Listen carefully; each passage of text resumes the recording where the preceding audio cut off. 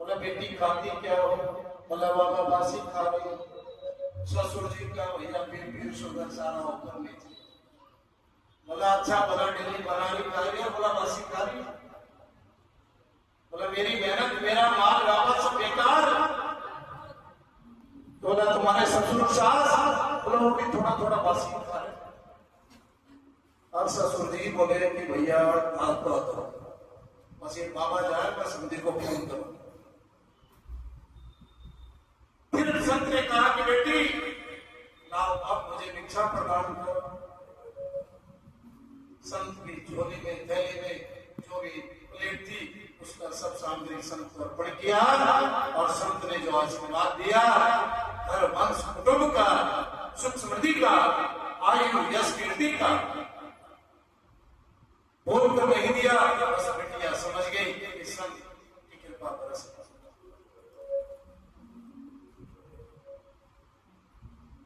अब जो है ससुर से नानी बोला बाबा मुझे बता दो ये खेल क्या है? या तो ये बेटी पहले से पागल है या तूने कुछ जादू टोना कर दिया। कुछ बोल गई। बोला बेटा तुमने सहज वस्तु नहीं पाई।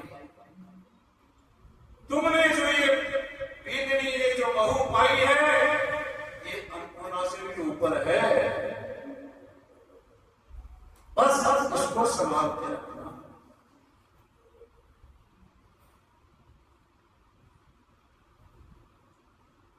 तब संत ने साथ बोल दिया। बोला ये जो कान बासी खा रही उम्र इतनी और धन कितना? संत ने अगली बात पूछी बेटी धन कितना? बोली सास के पास तो कोई 50-60 हजार रुपए और मेरे पास कोई 2-4-5 और ससुर के पास कुछ नहीं। ससुर को दौड़ झटका लग गया तिजोरी खाली। पति क्या? बोला जब बोल दिया उसके पकड़े भी इसलिए है तो उसके बाद धन कहां से आएगा? तो धन कौन सा महाराज? कि जो मैंने आज धर्म में लगाया वही धन में गिनती करते हो। बाकी चीजों ने गिरे मेरे किस काम की? जो मेरी सास ने किया, जो मैंने अपने पिता के घर से माँ के घर से जो मैंने संस्कार सीखा, जो व्यवहार सीखा और जो मैंने व्रत पूजा करके कुछ भी दे पाई और यहाँ पर जो कर रही हूँ ये बासी क्या खाया? जो भजन का प्रभाव मेरे अंदर बना हुआ है उसी पर मैं चलने के लिए बासी हो गया। ताजा कोई सीख के भजन वाला कर सकता है क्या? गुरु कहेगा तो गुरु मंत्र भी कई दिन में धीरे धीरे रटेगा। गुरु जी ने क्या कहा था, गुरु जी ने क्या कहा था, बार बार फोन करें। गुरु जी मंत्र भूल गए तो अभी बेटा क्या खा रही हो? बस मैं ढोकला फेफड़ा जलेबी खा रही हूँ। अच्छा ये तुम्हें याद है और मेरा दिया मंत्र तुम्हें याद नहीं? गुरु जी लिख जाते तो सुविधा होती। तो इसका मतलब तुमने मायके में बोला गुरु जी मायके में मनमानी की फुर्सत होती तो भजन होता। इसलिए मां घर से जो सीख कर आई, जो संस्कार लेकर आई उन्हीं पर चल रही हो।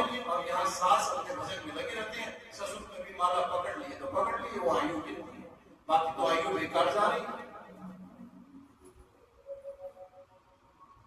ये कैलकुलेटर ये कैलकुलेशन जो करेगा वो प्रभु का है भैया, नहीं तो बाकी चाहे मैं चाहे तुम चाहे हम चाहे सब बेकार है।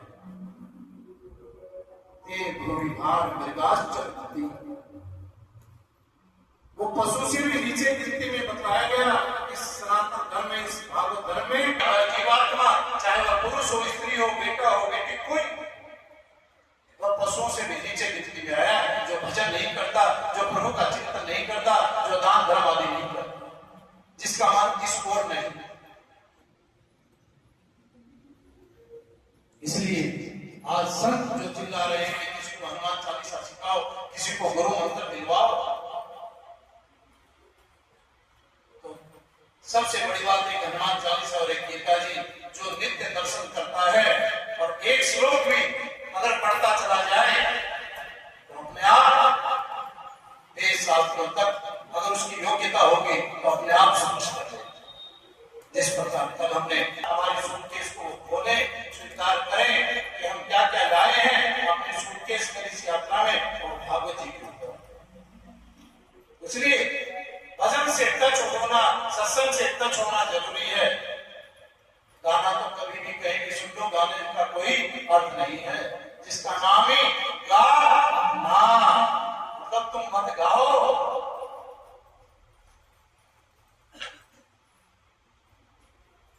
लेकिन नहीं बोला मैं तो गाऊं। इस प्रकार साक्षात परब्रह्म का और उस सच्चित आनंद जो हमारे चित्त को अपनी ओर खींचे,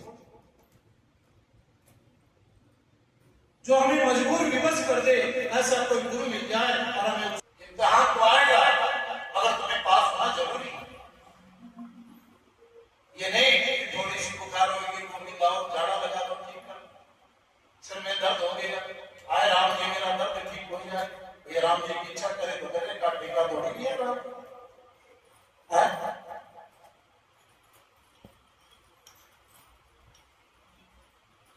प्रभु की इच्छा, काम वही होंगे जो वो चाहेंगे, हमारी इच्छा के मुताबिक कुछ भी नहीं होगी। इच्छा तभी काम आएगी जब उसकी इच्छा बनेगी, नहीं तो हम झक मारते रहेंगे। लेकिन नहीं, इसका मतलब ये नहीं कि हम अपनी व्यवस्था को छोड़ दें, अपने नियम को छोड़ दें, अपने व्यवहार को छोड़ दें, अपनी सत्यता को छोड़ दें, अपने परब्रह्म को भजना छोड़ दें, अपने माता पिता की सेवा करना छोड़ दें, अपने रिश्तेदारों को नहीं। हमें करना सब कुछ है, मगर सब कुछ करते करते जरा सा तुम इधर चलो, जरा सा तुम भजन करो, करते करते पार कर लो, हरि तुम्हारा है। जरा सा तुम इधर चलो, जरा सा तुम भजन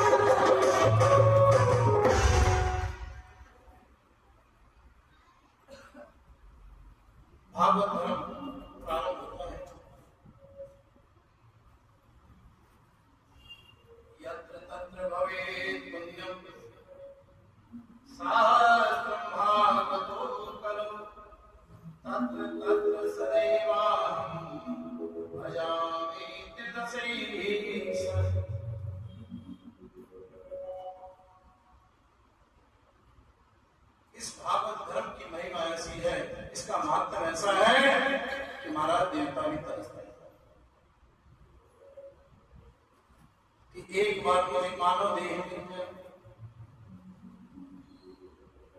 पता नहीं किस घर आंगन में मुझे बस एक बार जन्म मिल जाए, मैं एक बार किसी माता पिता के संतान बनकर चला जाऊं, मैं चली जाऊं। देव अप्सरा देव स्वर्ग आदि से प्रतीक्षा करते वेटिंग में, और यहाँ हम मनुष्य आज राम से झगड़ा, कल श्याम से झगड़ा, परसों सीताराम से झगड़ा, कभी पड़ोसी का सिर फोड़ा, कभी उसका सिर फोड़ा, कभी किसी के साथ कुछ की। क्यों? हमको यह अभिमान है कि हम यहाँ डटे रहे।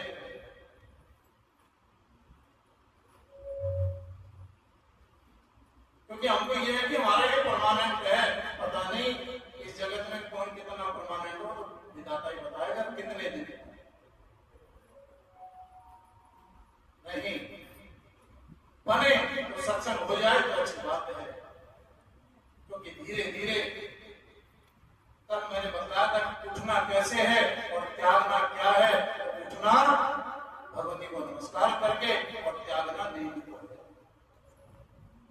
अगली बार भोजन पे लगाम लगाइए, नहीं तो फिर डॉक्टर के पास जाओगे, वो कहेगा अब ये छोड़ दो, फिर अगले महीने जाओगे अभी ये छोड़ दो, फिर कहेगा खाली आप हल्का और सूखी सब्जी लो।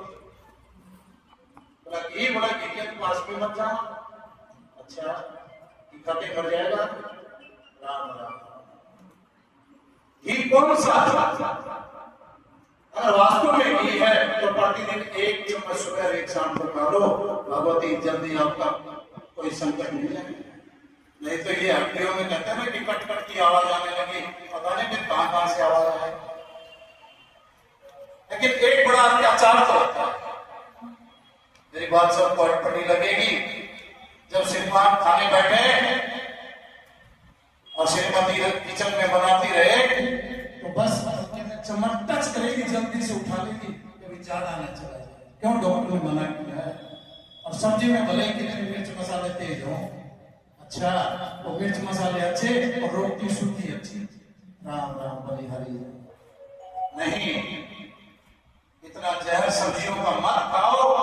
सारा भोजन सारा और मैं बार बार कहूंगा भाई दही चूरमा खाओ, मौज करो।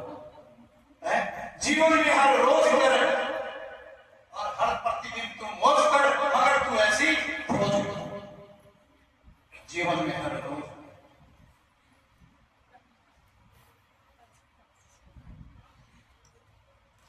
अब एक घर एक बार मैं गया, 5-7 दिन का प्रोग्राम था, तो अपने पंडित जी शाम को सत्संग बिल्कुल हो गया, सर्दी का महीना। तो वो पढ़ी लिखी थी, बोले पंडित जी चाय बनाओ। बोला बेटा चाय बनाओगे मेरी? तो बोला मेरी एक कंडीशन है। क्या? बोला मेरी चाय गुड़ की बना देना। तो चौक पे बोला गुड़ की भी कोई चाय होती? बोला बेटा तो बना के तो दे। और बोला बने तो थोड़ी सौंफ डाल दे। और वो बना के ले डरती डरती चाय मैंने पी। बोला बेटा तो बस। तो मैंने एक कटोरी में उसको दे दिया। बोला अच्छा करे?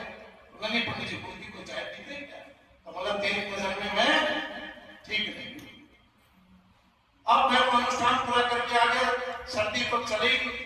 प्रणाम करते बोला बेटा क्या हो गया, कोई नौकरी लग गई?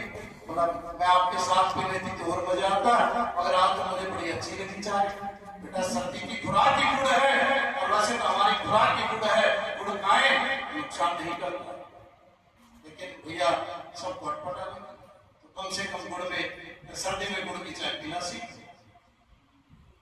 बाकी टाइम बगैर शुगर बगैर चीनी की पियो, मगर सर्दी में गुड़ की चाय पियो, मजा आ जाएगा। कई दासियां पंखा जला रही थी,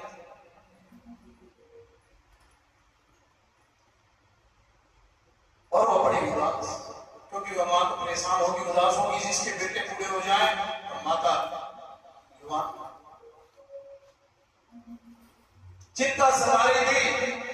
और श्रीमन नारायण नारायण करते करते नारद जी का आगमन हुआ। नारद जी का आगमन हुआ क्योंकि जब भला होना होगा, अच्छा होना होगा, तो कोई ना कोई अच्छा आ ही जाएगा। नारद जी का आगमन हो गया और भक्ति और नारद जी का समागम हो गया। नारद जी जैसे आगे बढ़े, भक्ति क्षणम तिष्ठम हे साधु ठहर जाइए, हे गुरुवर ठहर जाइए, हे ऋषिवर ठहर जाइए, मेरी पीड़ा, मेरी व्याधा, मेरी व्यथा को दूर करते जाइए, उस पर कृपा करते जाइए। देव श्रीनाथ जी निकट आ गए। आप कहा कि देवी क्या बात, आप कौन हो, आपका परिचय क्या?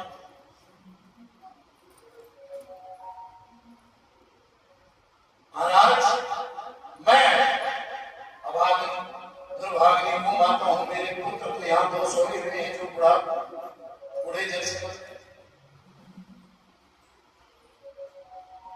और मुझसे ये अपना ये रूप सहा नहीं जा, क्योंकि मैं माता होकर अपने पुत्र को यहाँ वृद्धावस्था में देखकर बड़ी दुखी हूं। मेरी पीड़ा, मेरी व्यथा को दूर कर। वहां तक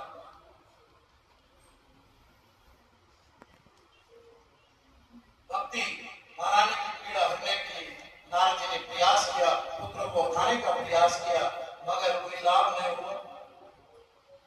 महापुराण का अनुष्ठान किया जाए जिसमें भक्ति को भी बल मिलेगा, ज्ञान वैराग्य को भी बल मिलेगा, और सज्जनों को सत्संग मिलेगा, प्रियतमों को उनका प्रियतम मिलेगा। अनुष्ठान कहाँ होगा, कैसे होगा, किस रूप में होगा? नियम यही आया कि 7 दिन का अनुष्ठान हो, 7 दिन में खान पान रहन सहन सबकी व्यवस्था बनाकर रखो। बेकार की बातें मत करो। शरीर की अवस्था के अनुसार जो शरीर की व्यवस्था है, भाई अब कोई शरीर रोगी है तो उसके हिसाब से अपना जलपान आहार लेते हो, और सबको निमंत्रण भिजवा दिया जाए। जो आपके प्रिय हैं, मित्र हैं, इष्ट हैं, सगे हैं, संबंधी हैं, पारिवारिक जन हैं, ग्राम आदि के देवता हैं, ग्राम आदि के तीर्थ हैं, सकल समाज, सकल ब्रह्मांड में जो जहां आपका है, सभी लोग संदेशा भिजवा दो कि आइए आपका स्वागत है। इस प्रकार से तैयारी हुई। ऋषि समाज, संत समाज, सभी ग्रह आदि देवता, राजा महाराजा, जो भी जिस लोक में था, सबको बुलाया।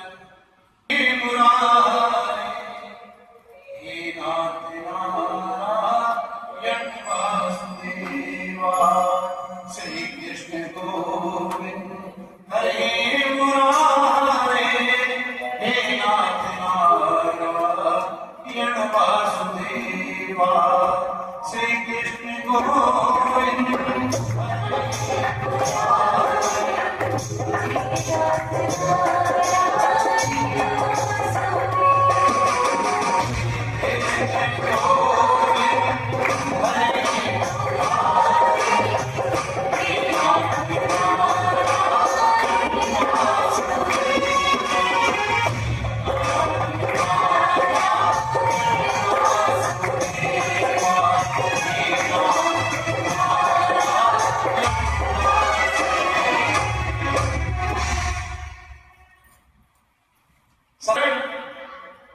तब सत्संग हो जाए, भक्ति सीधी चली जाए,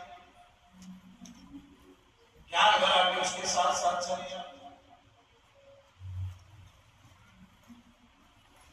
और भक्ति ने आकर पूछा कि प्रभु मैं बैठूं कहां, मेरा आसन कहां? जैसे मेहमान कोई आने वाला आपका पूछ ले कि आप पहले से तैयारी कर दो, तो भैया ये फलानी की सीट है, ये फलानी की सीट है। एक बार किसी घर में कोई मेहमान आ गए, मेहमान तो आगे दरवाजे पे खड़े, घर वाले कोई सोफा पे पड़ा, कोई बेड पे पड़ा, कोई अंदर कोई बाहर, क्योंकि आज मोबाइल का जमाना, सब मोबाइल में लगे, मेहमान खड़े। क्यों भैया, तुम्हारे घर का फर्नीचर या सोफा देखने थोड़ी आए, तुमने बुलाया सो आए। तो भक्ति ने जब पूछा कि प्रभु मेरा स्थान कहाँ है, बोला तेरा स्थान नहीं। तो तेरा स्थान एक नहीं है, तेरा स्थान मेरे भक्तों का मन है, तो भक्तों के मन में विराजमान हो जाए, वही तेरा स्थान है। बोले भक्त भगवान की करुणा निधान की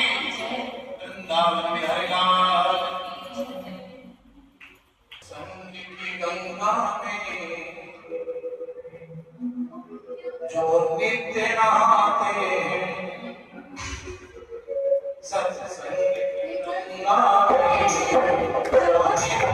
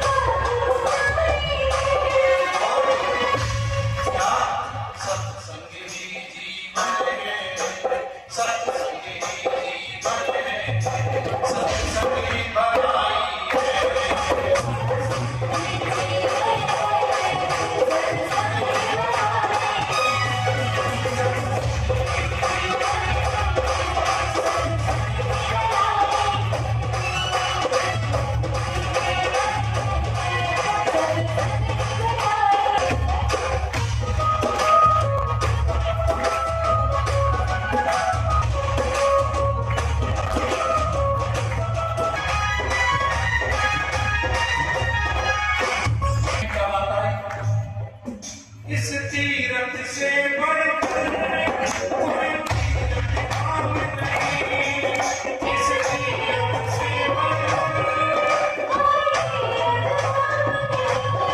करे सोना और दुख करे सोना, यहाँ कोई काम नहीं, और दुख करे सोना, यहाँ कोई काम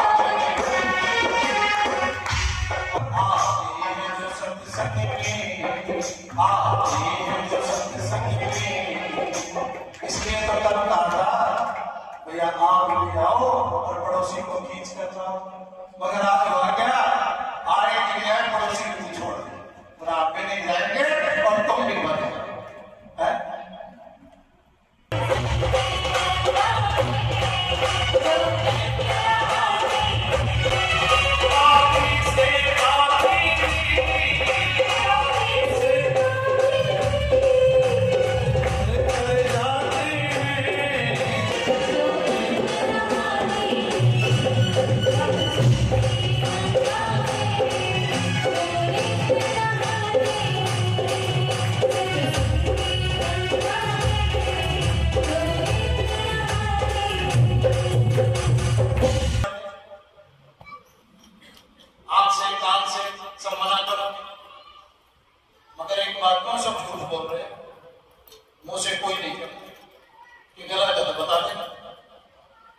क्योंकि जब कहूंगा सब बोल के हाँ ठीक है, हम मुंह से करते जरूर है मगर उससे पहले कर देंगे आए थाली तैयार है, भोजन का गिलास नहीं, अब सीधा थाली आई, भोजन आया और बस उतावलेपन में थाली से गिलास उठाया और देखा कहीं कुछ है तो नहीं, फिर मुंह में डाल दिया। मगर ध्यान दीजिएगा नियम ये कहता है कि जब भोजन सामने आ जाए तो पहले आसन पर श्रम बैठना तो सीख लो,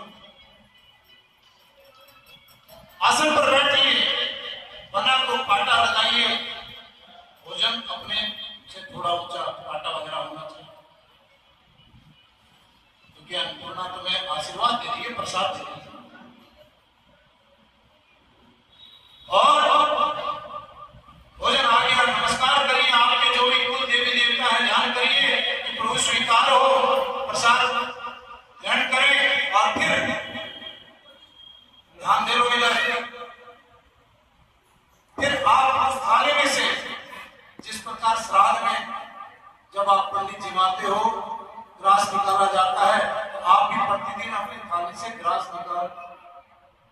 क्यों? विचार करो, इस बात का चिंतन करो, ये बात क्यों आई? क्योंकि ये नियम बन गया, बाहर 200 दूर भी जाकर भोजन करोगे, ये नियम पक्का रहेगा, तो फिर तुम्हारे खाने में 56 भोग हो, कितना ही कुछ भी हो, ग्रास निकाल दोगे, प्रभु स्वीकार कर लेंगे, प्रसाद बन जाएगा। तो किसी की नजर जब भी आएगी, शादी हो, घर में बच्चा हो गया, तो उस जापायत की थाली में कोयला रख देना चाहिए। फिर चाहे हजारों की भीड़ से आओ, थाल खुला ले जाओ,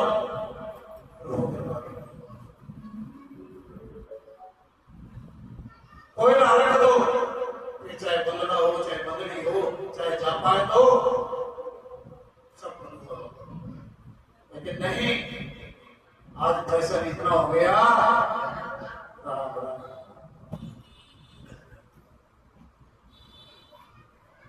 नियम को, रीति को, रिवाज को, नेचार को लात मारने को समाज तैयार हो गया।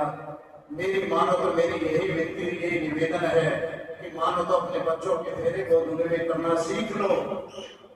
पैसे वाले हो तो क्या हुआ, गरीब हो तो क्या हुआ, फेरे तुम्हारे पैसे और गरीबी अमीरी को नहीं देखता, मुहूर्त तुम्हारे गरीबी और अमीरी को नहीं देखता, मुहूर्त यही देखता है कि तुम अपने जीवन को बना रहे हो, नहीं अपने बेटा या बेटिया के जीवन को बना रहे हो। नहीं बोला होटल किया, होटल क्या तुम्हें फ्री में दे देगा क्या? होटल तुम्हारा रिश्तेदार नहीं। विचार करो, जीवन तुम्हारा है, बेटा बेटी तुम्हारे हैं, घर में खुशी आएगी, खुशी को महकेगी 9 महीने बाद या 1 साल बाद, 1.5 साल बाद तो तुम्हारे घर में महकेगी। और जिस दिन पड़ोसी के महके उस दिन बोलोगे हमारे भी तो 2 साल हो गए, अभी तक क्या बात है, फूल खिला नहीं, खिलेगा कैसे? पंडित जी रात हमारे फेरे हो जाएंगे, ये व्यवहार लोगों का रहता है महाराज। पंडित जी आप बैठे रहो। एक बार एक सज्जन ने तो यहाँ तक मुझसे कह दिया था, पंडित जी आपको दक्षिणा से मतलब है, फेरे जब भी हो तो सोचो लोगों के विचार कितने अच्छे हैं, और फिर आशीर्वाद की प्रतीक्षा करें। नहीं, जब आपके यहाँ बेटे की शादी है, ऐसा कोई नहीं करता, मगर इस बात को आज से अपन लेना करना। जब आपके यहाँ बेटे की शादी है, तो जब बहू घर आ जाती है, तो जिन भी पंडित जी ने फेरे किए उनको अगले दिन या उससे अगले दिन तुरंत बुलाएंगे। वो कहते हैं तुरंत दान। दूसरा, उन पंडित जी से अपने बिटिया और अपनी बींदड़ी को आशीर्वाद प्रदान करवा दो, थाल सजाओ, नारियल रखो, फल रखो, मेवा रखो, और उसमें जो भी आपकी श्रद्धा उसमें दक्षिणा रखो। और फिर बेटे बहू को बैठाकर दोनों माता पिता जो भी जिस समय जो स्थिति हो, और पंडित जी को बुलाकर मंत्र उच्चारण कराकर विधिवत आशीर्वाद प्रदान कराओ, और उनकी झोली में, बहू की झोली में फल आशीर्वाद नारियल आएगा, आशीर्वाद आएगा, और फिर संबंध बनना शुरू। लेकिन नहीं, क्योंकि पंडित जी रात भर मेरे जब होंगे हो जाएंगे, तो आशीर्वाद भी जब देर तक जाएंगे तब दे देंगे, आशीर्वाद भी ऐसे बाहर नहीं पड़ा, देर तक पितरा के लेके चले जाएंगे। लेकिन करें क्या? सकल पदार्थ है जन्माई, कर्म हीन नर पावत।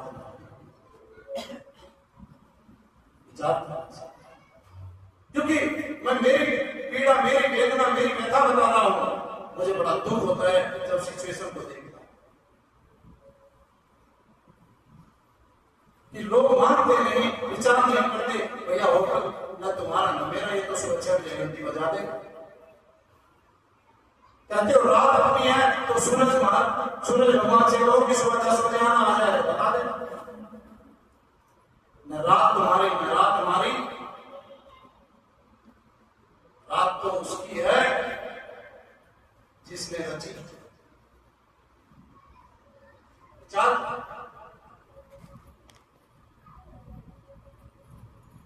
अब किसी का परिणाम यहां, ये जो बात कह रहा हूं, ये इस प्रसंग से जुड़ जाती है, गोकर्ण महाराज और धुंधकारी से।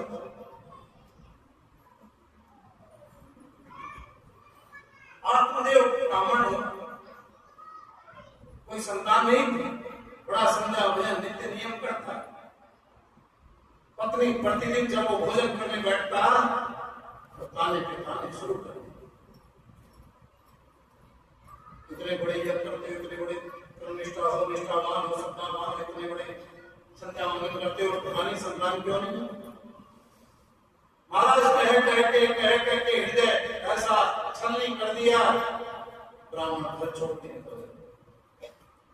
और जाके बड़ा सा तालाब आदि समुद्र जैसा कि बस अभी इस झील में डुबकी लगा जाओ, प्रणाम कर।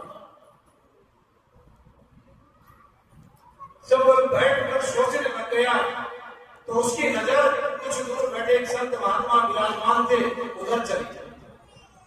लेकिन ध्यान दीजिए कि नजर उधर चली गई, आया तो प्रणाम होने था, मगर नजर उधर चली गई क्यों गई? संत ने तो आवाज नहीं दी। संत ने देखा जरूर कि कोई आया, मगर उसकी नजर चली गई। क्यों गई? क्योंकि कहीं न कहीं कोई कारण है, कहीं न कहीं कोई कार्य है, कहीं न कहीं कोई हित छुपा है, कहीं न कोई फल छुपा है, कहीं न कहीं कोई आशीर्वाद छुपा है, कहीं न कोई संबंध छुपा है, जो नजर उधर चली गई। उधर गई, ब्राह्मण आत्मदेव खड़ा होकर चला गया, संत को प्रणाम किया, गुरुदेव साष्टांग दंडवत प्रणाम। नेत्रों में गंगा यमुना बह रही थी। संत ने अपने नेत्र खोले और देखा, भक्त हो क्या बाबा, बस अब आपके दर्शन हो गए, नहीं तो मैं तो सामने गोविंदाय नमो। बेटा ये क्या बात, और तुम मेरे सामने? मैं तो ऐसा करने नहीं दूं, बस बाबा थोड़ी देर बात करो, फिर तो होना ही है। भाई बात क्या है? मैंने तुलसी पास, मैंने गैया पर, मैंने मित्रों को दिया दर्पणे, ना मित्र ले ना गैया ले ना तुलसी राजी,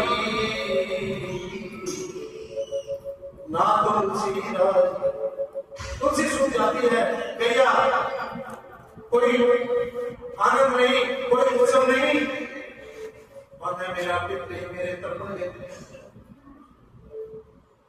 न पित्र मेरे तर्पण ले रहे हैं। मैं देखता हूँ शीतल जल, ताजा जल, मैं भी अग्नि की तरह गर्म हो जाता हूँ, जैसे अभी भट्टी से उतारा।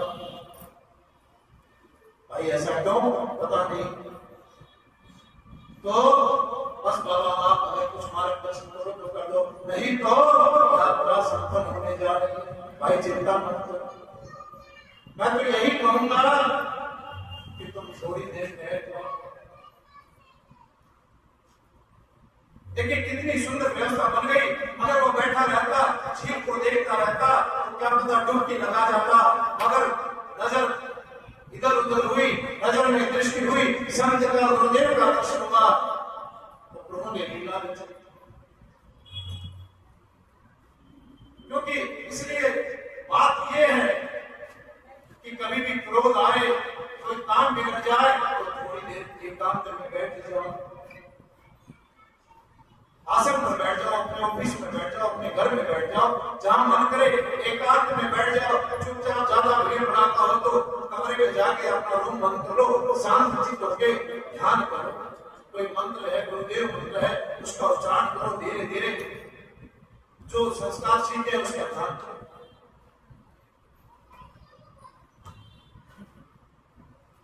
बोले भक्त भगवान की।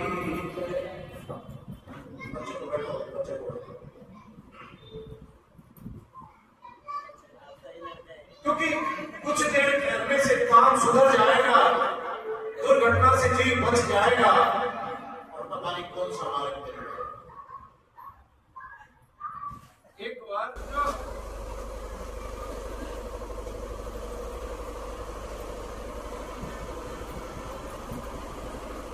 परिवार ने अपना शुक्रिया अदा किया परमात्मा का, अपनी भगवती का, क्योंकि उनके यहाँ भगवती की आराधना, भगवती की, अब उनका नियम क्या था?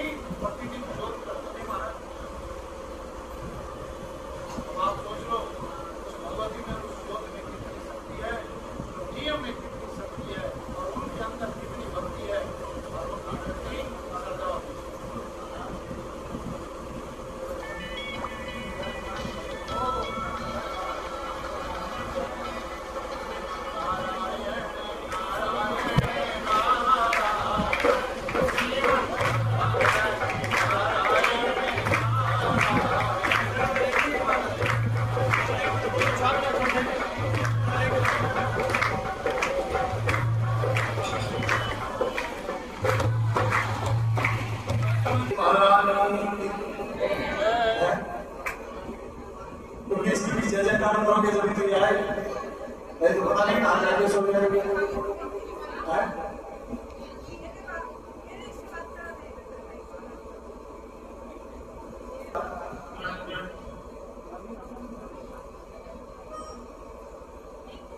आत्मदेव को संत ने कहा, हे ब्राह्मण देवता, तुम कहते हो कि तुम्हारे कोई संतान नहीं। संत ने अपने योग साधना से आत्मदेव को सावधान किया, तुम्हारे तो 7 जन्म तक नहीं। आत्मदेव ने कहा, बाबा इस जन्म की बहुत आदमी तो छोड़ दो, इस जन्म के अपनी नहीं जीने दे।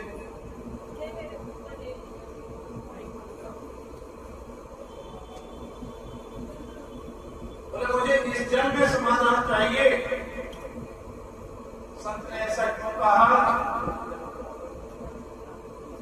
क्योंकि गुरु मन को टटोलता है कि पाप है।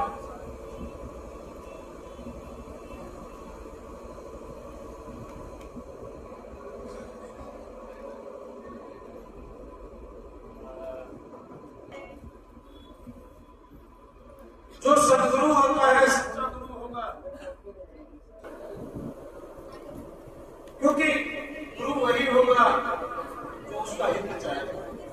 ये नहीं कि चेला चाहे कि डेली माल बरसे, न कोई गुरु की कृपा से माल बरसने वाला, न कोई प्रभु की कृपा से माल बरसने वाला। अगर तुम्हारे भाग्य में है तो कोई नहीं रोक सकता, और नहीं है तो उसको कोई लाकर नहीं दे सकता। बस लाकर दे सकता है तुम्हारी श्रद्धा, तुम्हारा विश्वास। इसलिए मैंने कल कहा था कि तुम भागवत जी के संबंधी बन गए हो, तो संबंधी हो राम राम।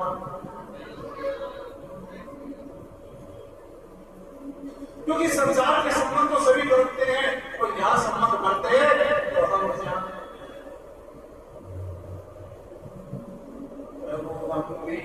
शरणागत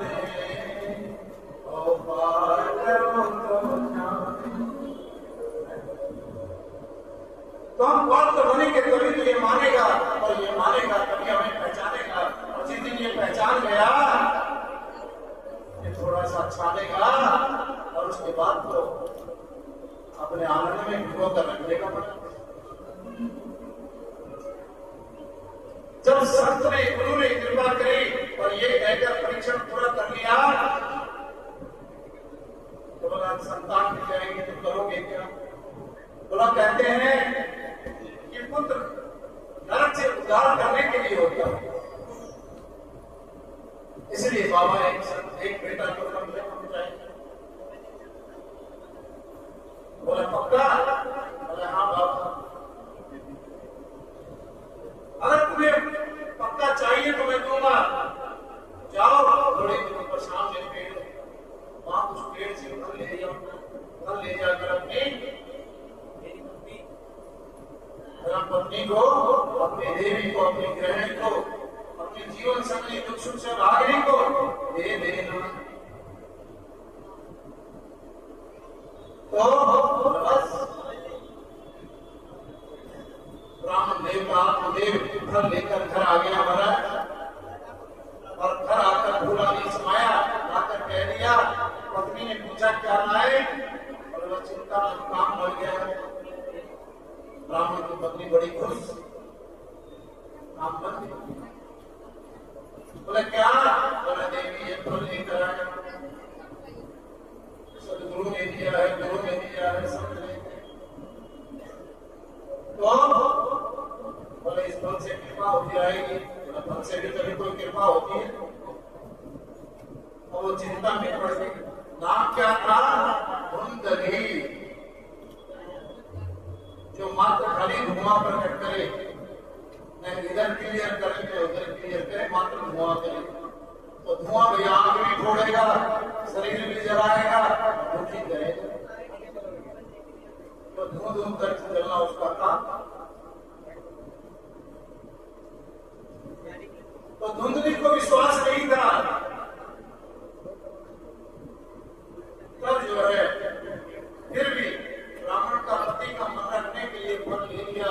कहा कि ठीक है, चिंता भी बढ़ गई, अब लोग भी नहीं, लोग भी नहीं, जैसे को तैसा गंगा जी के घाट पर मिल ही जाता है महाराज।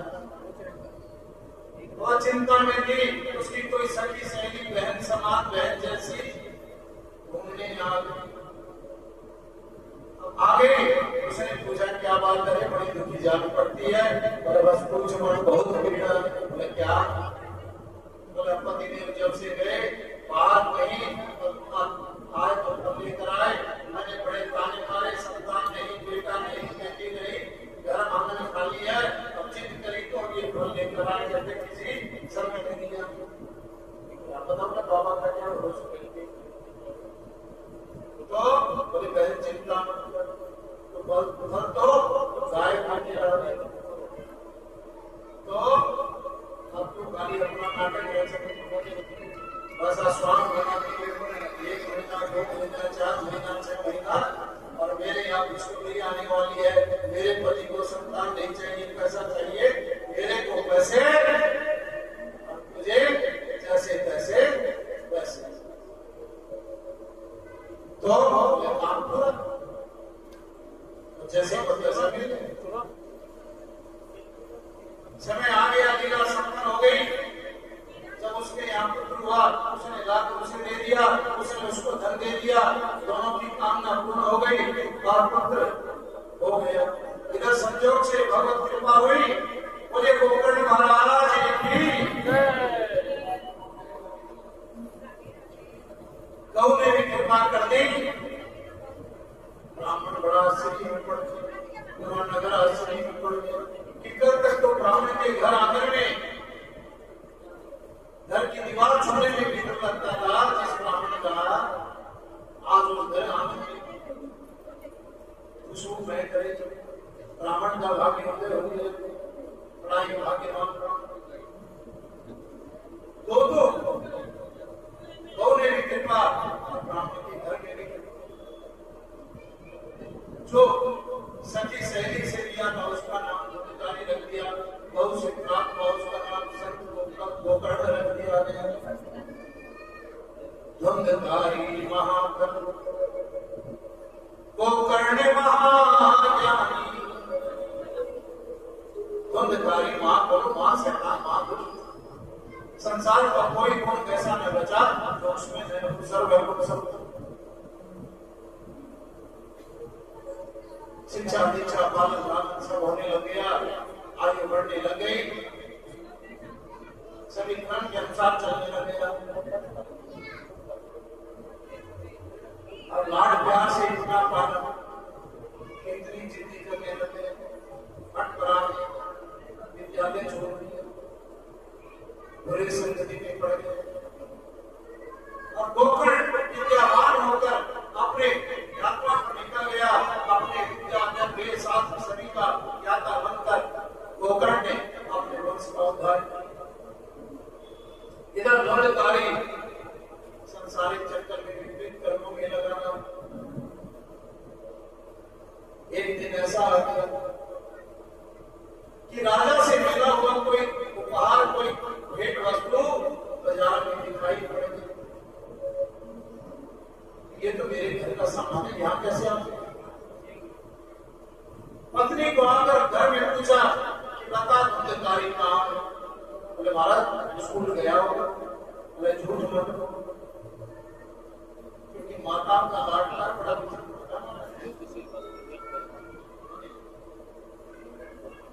और एक बात को सच्ची आप मान लेना, सच्ची कहूंगा, बेटा क्या खाएगा मेरा राजा, बेटा क्या खाएगा मेरा मंत्री, क्या खाएगा? मम्मी मम्मी ये बना दो, मम्मी मम्मी वो बना दो।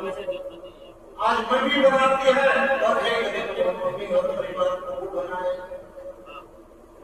फिर कहेगी पता नहीं क्या बनाया, क्या हो गया राज, इसमें क्या बनाया? नहीं, यहीं से लीला शुरू होती है। अब विचार आपको करना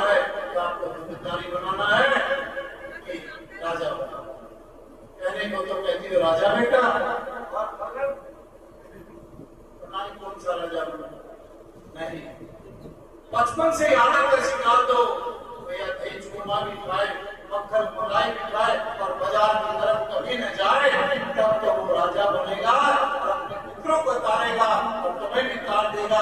नहीं तो धुंधकारी में क्या किया, धीरे धीरे चोरी चकारी करने लग गया, माता से सामान जबरदस्ती लेने लग गया। जिस दिन माता लेती थी मार कर देता था, माता को प्रताड़ित करता था। उस दिन माता को क्या हुआ कि मैंने गलत किया, मैंने अपने मन की चलाई, मैंने अपने मन की करी, मैंने बड़ा पाप कर दिया। उस दिन पछताती है, सिर पीटती है, रोती है, बिलखती है। तब जाकर एक दिन माता का तो परम धाम हो गया। बैठ जाइए, बैठिए। मीठा नमक हुआ, संसारिक व्यवहार हुआ और उसके लिए भोजन तैयार करके भोजन में उसको सब उल्टा सीधा भी शादी नहीं दिया। इतने बड़े उसके प्राण नहीं गए तो जल्दी लकड़ी भी उसके साथ जो उन सबने मिलकर किया, बड़ी दौलती करके मारा, अकाल मृत्यु हो गई।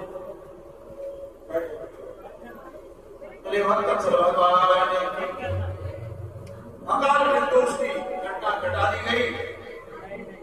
जैसा संत वैसा चढ़ेगा रंग, जीवन में लगना है जब, नहीं तो बनेगा सत्संग। अब जब व्यापार के लिए विदेश चले गए तो उन्होंने गड्ढा खोदकर घर के आंगन में ही कुआं खोदा, कुआं में करके संपन्न कर दिया। फिर किसी को पता न चले और वो भी अगले दिन माल पानी लेकर वो भी निकल पड़े। अब घूमते घूमते भ्रमण करते कोकण महाराज आ गए। कोकण महाराज के आगमन पर नगर वासियों ने देखा, यार तो पंडित जी के घर का दरवाजा खुला है, चलो देखते क्या बात है, कौन आया, किसने खोला। सभी ने आके देखा, कोकण महाराज अंदर बैठे थे। तो कोई जल लेकर आया, कोई बहुत जलपान की व्यवस्था करी, किसी ने भोजन की व्यवस्था करी। सभी ने कोकण महाराज को नमस्कार प्रणाम किया, आदर सत्कार किया।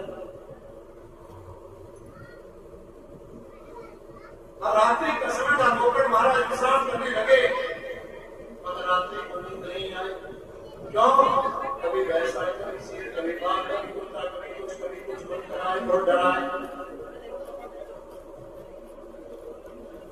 अनेक विपरीत रूप आता रहा। कोकण ने देखा बात क्या है। कोकण ने पास में रखे जल पात्र से अपने हाथ में जल लिया, जल को अभिमंत्रित किया और उस पर छिपने लगाए ताकि वो जो भी है वही बैठ जाए। अपने तप बल साधना यज्ञ निष्ठा से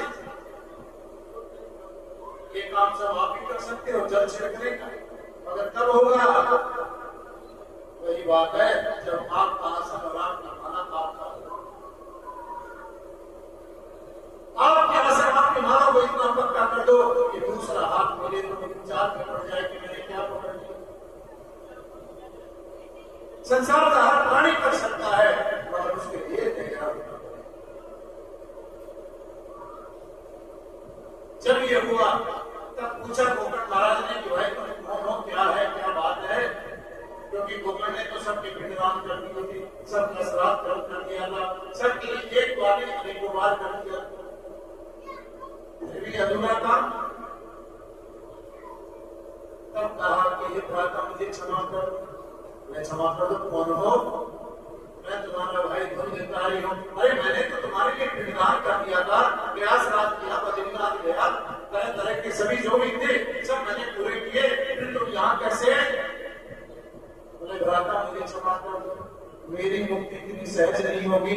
तो क्योंकि मेरे कर्म ऐसे कहा कि मैं मिनटों में नौका में बैठ जाऊं और पार उतर जाऊं। तो भ्राता आप कोई उपाय करो, कोई ऐसा साधन करो जिससे मुझे जन्म जन्मांतर में मेरे सभी पाप कर्म छूट जाए, मुझे मुक्ति मिल जाए और मैं इस संसार से पार उतर जाऊं। बड़ी पीड़ा, ये जो मुझे रूप मिला, ये जो व्यवस्था मिली, मैं अन्न ले सकता हूँ, मैं जल ले सकता हूँ,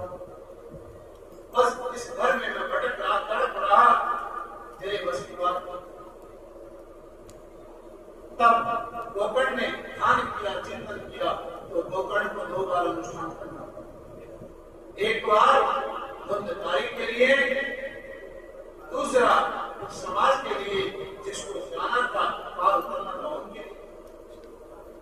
पहली बार में तो धुंधकारी पार उतरा और दूसरी बार में जब ये प्रश्न उठा पहली बार में कि विमान आया मात्र धुंधकारी के लिए, क्यों पूछा गया कि क्यों? बात तो सबने सुनी, बोले नहीं किसी ने नहीं सुनी, किसी ने सुनी, क्योंकि एकाग्र मन से बैठ गए। इसने सुनी इसलिए इसके लिए विमान आ गया। बाकियों के लिए विमान नहीं आया, बाकियों के जिसका जो मन था वैसा उसका पूर्ण हुआ, मगर ये अधिकारी नहीं बने। तो अधिकारी कब बनेंगे? जब ये भी एकाग्र भाव से सुनेंगे तब अधिकारी बनेंगे। तब जो है दूसरा अनुष्ठान हुआ, श्रावण आदि का महीना था, तब अनुष्ठान किया गया। तब जो है दूसरे अनुष्ठान में जिस जिसको मुक्ति और मोक्ष मिलना था, मोक्ष धर्म की प्राप्ति हो गई, उसका कल्याण हो गया। बोले भगवत्सल भगवान। अगर आपकी इच्छा हो तो 10 मिनट का ब्रेक लेना चाहो बता दो, किसी को आना जाना हो, नहीं तो फिर अपनी यात्रा आगे बढ़ाते हैं।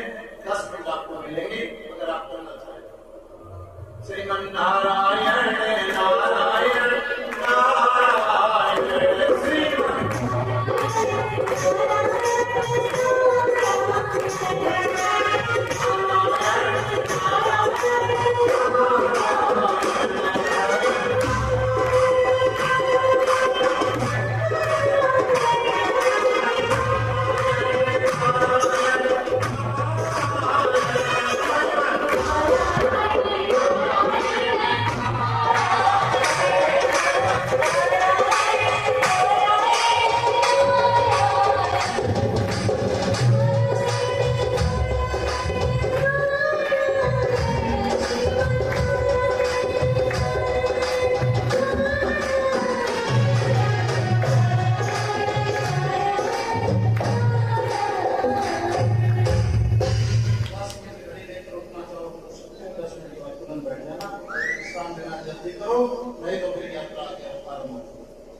करना है।